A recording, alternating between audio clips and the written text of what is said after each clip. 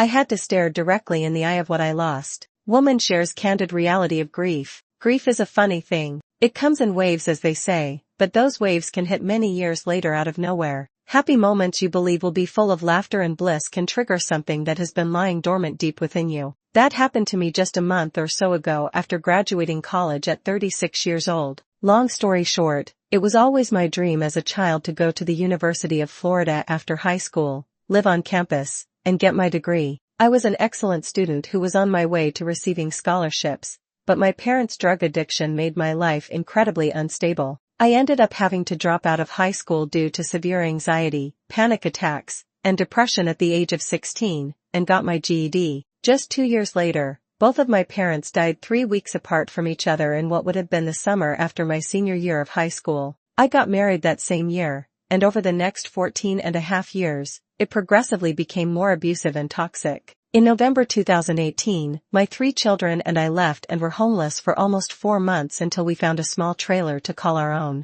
After starting my healing journey, I decided to go back to school, enrolled in the University of Florida's online program, and graduated with my bachelor's degree in April 2022, walking the stage in a cap and gown for the first time in my life, 20 years after dropping out of high school. It was a dream come true. So, why was I so sad when I returned home?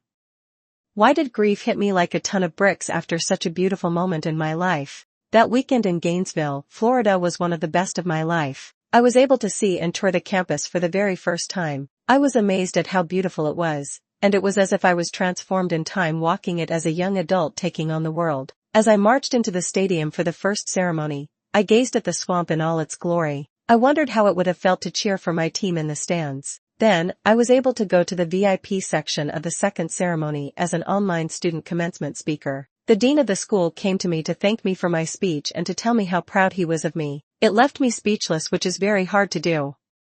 I listened to young adults tell stories of their journeys and future aspirations, and I walked the stage with tears in my eyes. It was everything I could ever imagine it could be and more. When I returned home, it began to sink in that although I was able to achieve my dream of graduating from UF, I never got to live out the full experience. I had to go through incredible trials that left me broken in the years that I should have been starting my life. My parents weren't there to take my picture and beam with pride. I was 36 years old watching what my life could have been and what it should have been, but instead, I was picking up the pieces of addicted parents, a traumatic childhood, and an abusive marriage. I pushed everything aside for everyone else. Then, the guilt began. I told myself, you shouldn't feel this way. What about your children and husband? You wouldn't have them if you went along with your dreams. What about all the people that you were helping by telling your story? Isn't it worth it all?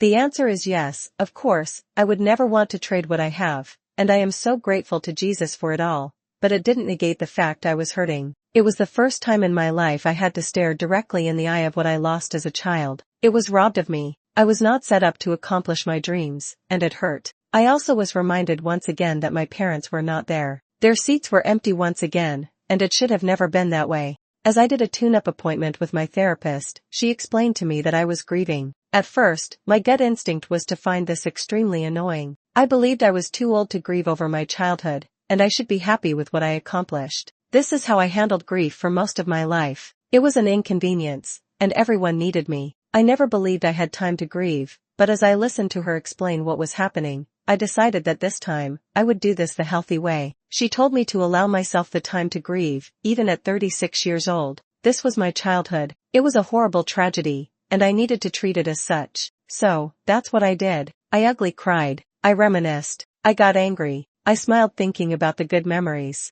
I questioned how things could have been different but praised God for the blessings and protection He provided. I grieved at 36 years old for something that happened over half my life ago, and it was the best gift that I could give myself. Don't be ashamed if you are going through grief, whether it's in the exact moment of trauma or many years later. There's no playbook on how grief should look. God sees your pain, and He is not mad at you over it. The people in your life that truly care about your well-being will benefit from the time you take for yourself and will be happy that you are healing. Talk to someone, scream in a pillow, blast music, cry over ice cream, do whatever you need to process. Be the friend you need for yourself. Grief may be funny, but it is a part of life. That's the end of this story. I hope you enjoyed it. Thank you for listening and watching. Please let me know what you think about this in the comments. I would love to read about what you have to say. I hope you enjoyed this as much as I have. Please remember to like and subscribe to this channel. Have a nice day.